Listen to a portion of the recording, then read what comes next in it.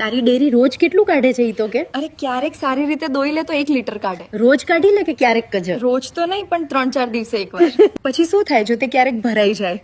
તો તે મોટું અને સોજો લાગે છે અને ટીપા ટપકે છે.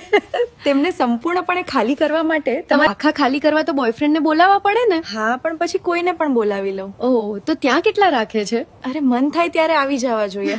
ઓઇલ કાઢવા માટે ડબલીમાં આંગળી નાખે કે નહીં? હા, અમે બે ઈ જ કરી ઓઇલ કાઢવાનું. કેટલી આંગળીથી ઓઇલની ડબ્બી ખુલે?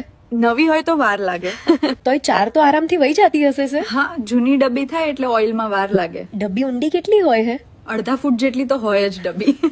મારે તો સાવ નવી જ ઓઇલની ડબ્બી છે. હા, તો ઓપનિંગ થાય ત્યારે જોજે શું થાય ઈ. મારે તો એક આંગળીથી પણ ઓઇલ ડબ્બી તૂટી જશે. હા, સાવ નવી ડબ્બીમાં એમ જ થાય. પહેલી વાર તું માની કઈ રીતે ગઈ? ઈ મને એકવાર એની ઓઈડીમાં લઈ ગયો હતો. તો ગાડીનું ઓપનિંગ ઓરડીમાં કરી દીધું એમ. હા, મને તો ખબર નહોતી કે ઈ ઉપર ચડીને ગાડી હાંકશે. તો ઓઈડીમાં જઈને પેલા શું કર્યું?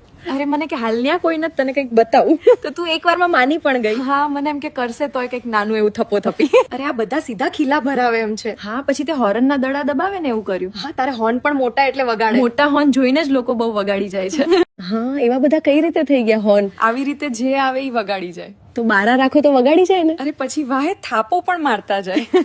પછી તો તને પણ ગાડી દેવાનું મન થઈ ગયું છે ને? હા, હોર્ન વાગે એટલે મન થાય જ. તો પછી ઘેર પણ બાર જ હશે ને? અરે એનો ઘેર તો મને ક્યારે, પણ એને બારો કોને કાઢ્યો? હજી તમે રબર ખેંચ્યું ત્યાં અજગરભાઈ બાર આવ્યા. ઓહો, તારું બહુ મને અજગર ભાઈઓ. આમ પણ આપણા હાથમાં હોય જ એવું કે આવું જ પડે બાર. તો પછી તે એને રમાડ્યા કે દરમાં જવા દીધું? રમાડવા તો પડે જ ને, તો જરાક બર કરે. જેમ રમાડ એમ ખારો થતો હશે ને. હા, અરે બીક લાગાડી દે.